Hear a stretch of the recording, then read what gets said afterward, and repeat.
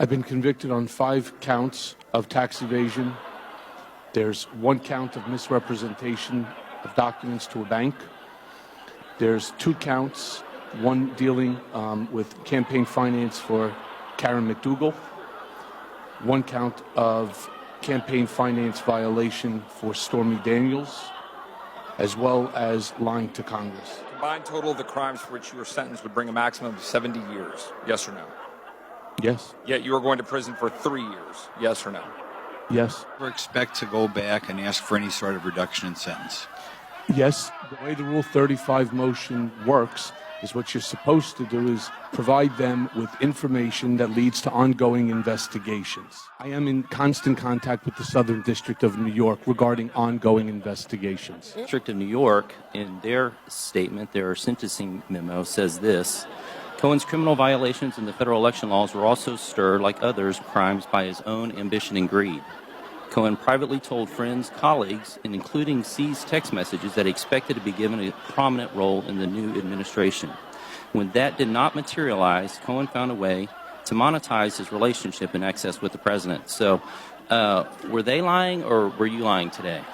I'm not saying it's a lie. An individual who deliberately and premeditatedly lied to this body. He lied to Congress through false statements and written statements. He lied to Congress through his testimony. He then amplified his false statements by releasing and repeating his lies to the public, including the other potential witnesses.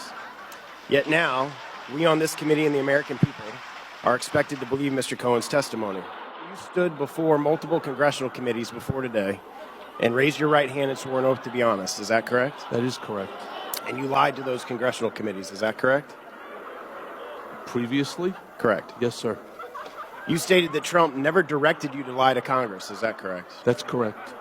But he never directed you to lie to Congress. He did not use those words, no. Page 13, you claim, and I quote, Mr. Trump directed me to use my own personal funds from a home equity line of credit to avoid any money being tracked back to him that could negatively impact his campaign. Do you have any proof of this direction? Just the payment, sir. So no email? Mr. Trump doesn't have email. So no recording? I do not have recordings, no. No text message? Mr. Trump doesn't text message. So no direction other than your testimony today that that's what the payment was for? So nothing that you produced as part of your exhibits proved that President Trump directed you in any way to make that payment? I don't even know how to answer that, sir. I don't believe there's anybody out there that believes that I just decided to pay $130,000 on his behalf. Well, you were his attorney for over 10 years. That doesn't mean that I pay $130,000. Well, it doesn't also mean that he wasn't paying you for representation of counsel. Okay. This witness for the 116th Congress is a guy who is going to prison in 2 months for lying to Congress.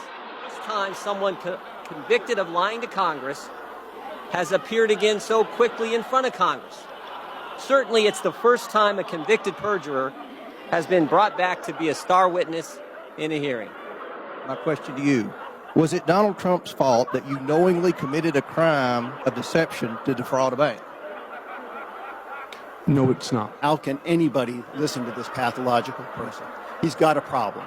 He doesn't know fact from fiction.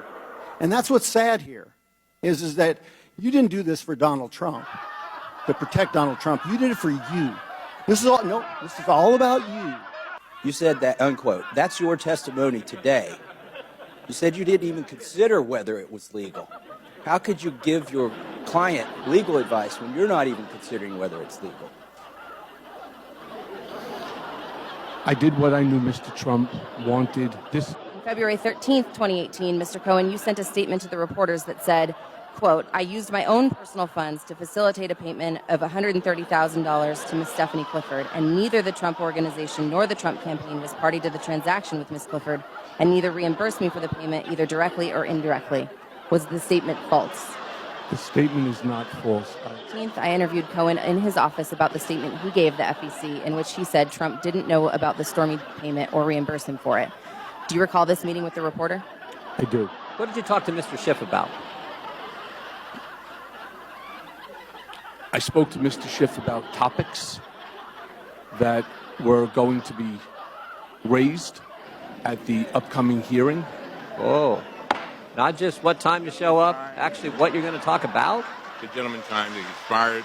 Wow. Mr. Sar- For those who question my motives for being here today, I understand. I have lied, but I am not a liar.